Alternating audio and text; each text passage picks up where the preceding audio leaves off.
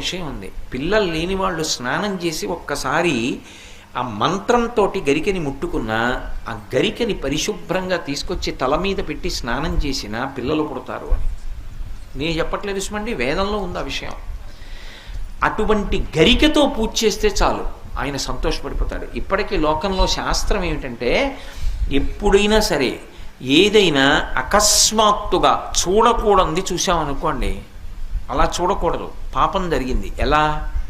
ఇప్పటికిప్పుడు స్నానం చేయడానికి అవకాశం లేదు, ఎలాగ మరి? చాలా దోషభూయిష్టమైన విషయం చూశానే, ఈ పాపం పోవాలంటే అనుకున్నాను అనుకోండి, వెంటనే ఏమిటంటే గరికిని ముట్టుకుంటే చాలు, పోతుంది. తీవ్రమైనటువంటి పీడకలు వచ్చిందనుకోండి, ఆ పీడకల పరిహారం అవ్వాలనుకోండి, ఏ అభిషేకమో చేయించుకోవాలి. శక్తి లేదనుకోండి, మీరు అన్ని పూజలు చేయించుకున్నట్టే. స్నానం చేసి ఒకసారి గరికని ముట్టుకుంటే చాలు.